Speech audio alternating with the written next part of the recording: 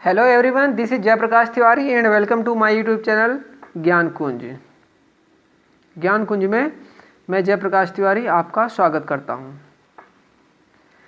आज के वीडियो में हम सीखेंगे किसी नंबर को उसके एक्सपेंडेड फॉर्म में लिखना, उसके विस्तृत रूप में लिखना। इससे पहले वीडियो में हम शॉर्ट फॉर्म में लिखना सीख चुके हैं, तो आइए देखते हैं कैसे लिखते हैं। तो इस नंबर को हम देखते हैं। नंबर लिखा हुआ है 67452, मतलब 67,452। सबसे पहले इसको करने के लिए हम नंबर हाउस बना लेते हैं, जिसको हमने सीख रखा है पहले से ही, बल्कि हम पूर्व कक्षाओं में ही पढ़ चुके हैं। हमें पता है सबसे पहले क्या आता है। सबसे पहले आता है वंस आता है, फिर आता है टेंस आता है, फिर आता है 100, फिर आता है 1000 और फिर आता है 10,000, फिर उसके बाद आता है लाख और उसके बाद आता है 10 लाख और फिर आता है करोड़ और फिर आता है 10 करोड़। इतना हमने सीख रखा है। Ones, tens, 100, 1000, 10,000, lakh, 10 lakh, crore, 10 crore. ठीक है। वंस नंबर वाले में 1 डिजिट का रहेगा। सेकंड नंबर में फिर 2 डिजिट हो जाती है, मतलब टेंस तब बनेगा जब उसमें 2 डिजिट रहेंगी। वंस नंबर मान लीजिए जैसे 1 है, ये है वंस। ठीक। टेंस के लिए क्या करेंगे, जैसे टेंस को हम 1 2 लिखते हैं, तो ये क्या है, इसमें टेंस नंबर है, वंस टेंस।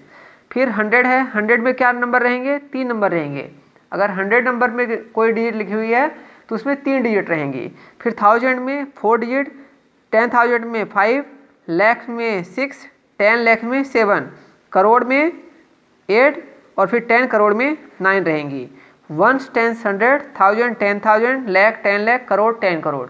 ये हो गया हमारा। इतना हम पहले पढ़ चुके हैं। तो आइए देखते हैं कि अब हमें करना कैसे पड़ता है एक्सपेंडेड फॉर्म में अगर हमें लिखना है। तो जैसे ये नंबर है 67,452। ठीक।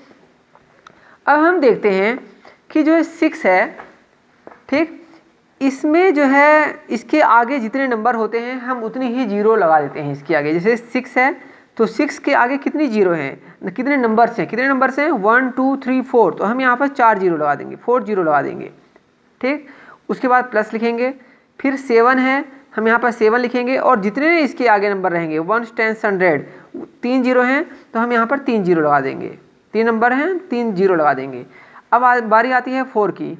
4 के आगे जितने नंबर हैं हम उतनी जीरो लगा देते हैं, मतलब यहाँ पर आएगा 400। प्लस अगली बार के लिए लिख रहा हूँ, नेक्स्ट के लिए 5 आएगा। फिर उसके आगे क्या आएगा, एक नंबर है तो हम 50 लिख देंगे, 5 जीरो। और फिर 2 है तो ये आया 2 का 2 लिख दिया। क्यों? क्योंकि उसके आगे कोई नंबर नहीं है। आइए अब देखते हैं कि इसको ये होता कैसे है, मतलब एक्चुअली ये बना कैसे। तो देखिए होता क्या है कि जैसे 6 है, ठीक, इसमें मल्टीप्लाई होती है। किसकी मल्टीप्लाई होती है, देखिए 1 10 100 1000, मतलब इसमें 1000 की मल्टीप्लाई होगी। ठीक है। तो हम इसमें 1000 की मल्टीप्लाई करेंगे। 1 10 100 1000, मतलब 1 के साथ 4 जीरो रहेंगी, 4 जीरो। 1 10 100 1000 और 10,000। तो 6, ये 6 जो है 10,000 प्लेस पे है, इसीलिए हम इसमें 10,000 की मल्टीप्लाई कर देंगे 6 में। फिर लगाते हैं प्लस। अब बारी आती है 7 की। अब देखते हैं 7 किस प्लेस पे है, उसके हाउस नंबर क्या है। तो मतलब 1 10 100 1000, मतलब 1000 प्लेस में है, इसलिए यहाँ पर 1000 से मल्टीप्लाई करेंगे, 7 × 1000 करेंगे। प्लस बारी आती है 4 की। अब 4 किस प्लेस पर है, 1 10 100 प्लेस पे है, तो इसलिए यहाँ पर 100 से मल्टीप्लाई होगी। प्लस 5 किस प्लेस पे है, 1 10 प्लेस पे है, इसीलिए 10 की मल्टीप्लाई करेंगे। फिर दोबारा 2 आता है, 2 किस प्लेस पे है, 2 1 प्लेस पे है, इसलिए 1 से मल्टीप्लाई करते हैं। जब हम इनको मल्टीप्लाई करने के बाद दोबारा सोल्व करते हैं, मतलब ये लाइन आती है। हमने डायरेक्ट तो लिख दिया है, लेकिन एक्चुअली होता कैसे है, तो आइए अब इसको देखते हैं। जैसे 6 है, आपको पता है अगर हम सिंपल मल्टीप्लाई करते हैं तो कैसे करते हैं। अगर मान लीजिए 6 × 10 करना हो तो जितनी जीरो होती है नंबर के आगे उतना ही लगा दिया जाता है। जैसे मान लीजिए 7 × 1000 है, ठीक है, तो क्या करेंगे, 7 और 2 जो ये 3 जीरो हैं हम ये लगा देते हैं। ठीक है, ऐसे 3 जीरो। ऐसा नहीं करना चाहिए कि आप पहले यहाँ पर 1000 लिखो और फिर इसको 7 से मल्टीप्लाई करो और 0 0 फिर 7 लिखो, तो ये थोड़ा शॉर्ट फॉर्म होता है।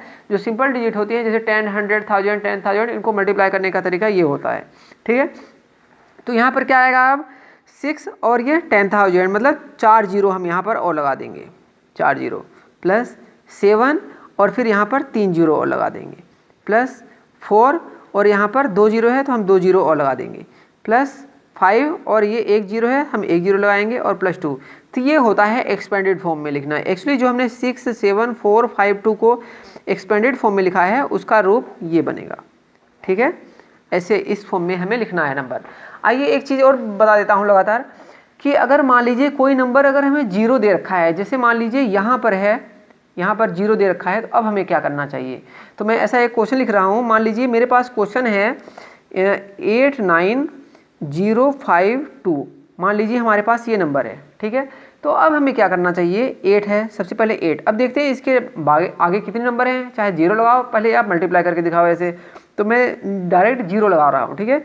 1 2 3 4, फोर्थ नंबर है ना, तो मैं यहाँ पर 4 जीरो लगा दूंगा, प्लस अब 9 है, मैं यहाँ पर 3 नंबर है ना, मैं 3 जीरो लगा दूंगा यहाँ पर, प्लस अब जीरो है, अब जीरो के आगे मैं जीरो लगाऊं, मतलब ये जैसे जीरो है, अगर मैं इसके लिए 2 और जीरो लगा दूं तो इन 3 जीरो लगाने से फ़ायदा क्या हुआ, कोई फ़ायदा नहीं होता, क्योंकि जीरो प्लस करो तो वही आता है, इसलिए इन जीरो का कोई मतलब नहीं है, हम इनको नहीं लिखेंगे। अब बारी आती है 5 की, 5 और इसके आगे एक नंबर है इसलिए हम यहाँ पर 1 जीरो लगा देंगे और फिर प्लस में 2। तो ये था एक्सपेंडेड फॉर्म। आई होप आपको समझ में आ गया होगा। अगर आपको समझ में आया है तो वीडियो ज़रूर लाइक करें और चैनल को सब्सक्राइब कर लीजिए।